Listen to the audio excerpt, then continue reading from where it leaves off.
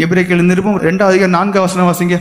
அடையாளங்களினாலும் அற்புதங்களினாலும் பலவித பலத்த செய்கைகளினாலும் தம்முடைய சித்தத்தின்படி பகிர்ந்து கொடுத்த பரிசுத்தாவின் வரங்களினாலும் தேவன் தாமே சாட்சி கொடுத்ததுமாயிருக்கிற இவ்வளவு பெரிதான ரட்சிப்பை குறித்து நான் கவலையற்றிருப்போமானால் தண்டனைக்கு எப்படி தப்பித்துக் கொள்வோம்?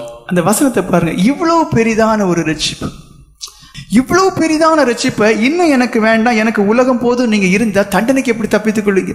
இப்ப எல்லாருமே எதை விரும்புறீங்க? சந்தோஷத்தை விரும்புறீங்க. ஆனா உங்களுக்கு ஒருவேளை பணம் இருக்கலாம், பொருள் இருக்கலாம், சுகம் இருக்கலாம், உணவு இருக்கலாம், வசதிகள் இருக்கலாம், எல்லாமே இருக்கலாம். ஆனா சந்தோஷம் இருக்குமான்னு கேட்டா சந்தோஷம் இருக்காது. ஏன்? ஒருவேளை உங்களுக்கு பொழுதுபோக்கக்கூடிய எல்லா அம்சங்களும் இருக்கு, ஆனா சந்தோஷம் இருக்குமா? இருக்காது. அந்த சந்தோஷம் யாருக்குள்ள இருக்குன்னு தெரியுமா? ரட்சிக்கப்பட்டு அவருக்குள்ள நிலைத்திருக்க மனுஷனுக்கு. யோவான் சுவிசேஷம் 15:10-11 வாசிங்க. நான் என் பிதாவின் கற்பனைகளை கை கொண்டு அவருடைய அன்பிலே நிலைத்திருக்கிறது போல நீங்களும் என் கற்பனைகளை கை கொண்டிருந்தால் என்னுடைய அன்பிலே நிலைத்திருப்பீர்கள். என்னுடைய சந்தோஷம் உங்களை நிலைத்திருக்கும் படிக்கும், உங்கள் சந்தோஷம் நிறைவா இருக்கும் படிக்கும் இவைகளை உங்களுக்கு சொன்னேன். இப்ப எப்படிப்பட்ட சந்தோஷம் இருக்கு? ஒரு கேக்கை பார்த்தா ஒரு சின்ன ஒரு சந்தோஷம், அது சில செகண்ட்ஸ்ல மறைஞ்சு போகுது. ஒரு கார் வாங்குறீங்க, 2 நாள் இருந்த பிறகு அந்த சந்தோஷம் மறைஞ்சு போகுது. ஆனா தேவன் சொல்றாரு, இவ்வளவு பெரிதான ரட்சிப்பு. ஏன் ரட்சிக்கப்பட சொல்றோம்? ஒரு சந்தோஷத்தை தேவன் வச்சிருக்கிறார். திரும்பவும் சொல்லு, ஒரு சந்தோஷத்தை தேவன் வச்சிருக்கார். ஏன் ரட்சிக்கப்படணும்?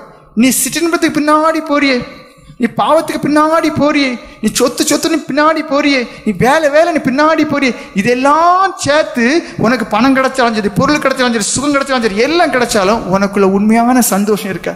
ஆனா நீ எப்போ ரட்சிக்கப்பட்டு தேவனுக்கு பிரியமா வாழ்ந்து தேவனுக்குள்ள நிலை நிற்கிறியோ, என்னுடைய சந்தோஷம் உங்களில் நிலைத்திருக்கு. தேவனுடைய சந்தோஷம் எப்படிப்பட்டதா இருக்கும்? அது அளவிட முடியாததா இருக்கும். கொடுக்க கொடுக்க மணிக்கூர் ஆக கூட அந்த சந்தோஷத்தின் அளவு அதிகமாயிட்டே இருக்கும். ஆவின் கனிகள்ல ஒண்ணு என்ன? சமாதானம். இனி ஒண்ணு என்ன? சந்தோஷம். எத்தனை பேருக்குள்ள சமாதானம் இருக்கு? அந்த கண்களை பார்த்தாலே தெரியும். சமாதானம் இருக்கு, பயம் இருக்கும், கவலை இருக்கும். ஏன் ரட்சிக்கப்படணும்? என்னுடைய சந்தோஷத்தை உங்களுக்குள்ள வைக்கிறேன்னு சொல்ற. என்ன செய்யணும்? நீங்க அவருக்குள்ள நிலைத்திருக்கணும்னு சொல்லுது. பிலிப்பியர் நிருபம் 4:4 வாசிங்க. பிலிப்பியர் 4:4. கர்த்தருக்குள் எப்பொழுதும் சந்தோஷமாயிருங்கள் என்று மறுபடியும் சொல்கிறேன். ஏன் ரட்சிக்கப்படணும்? ஒரு சந்தோஷத்தை வச்சிருக்காரு. அவருக்குள்ள வாழக்கூடிய ஒரு அனுபவம், அவருக்குள்ள நிலைத்திருக்கக்கூடிய அனுபவம். என் சித்தம் செய்து என் கற்பனைகளை கை கொண்டு என் மீது அன்பா இருக்கக்கூடிய எவனோ அவன் கேட்கிறவர்களை நான் கொடுப்பேன் என்று வேதம் சொல்லுது. ஒரு சந்தோஷம், கர்த்தருக்குள் எப்பொழுதும் சந்தோஷமா இருக்கு. அது என்ன எப்பொழுதும்? அப்ப எனக்கு சோதனை வராதா, கஷ்டம் வராதா? வரும். இவ்வளவு பெரிதான ரட்சிப்பு.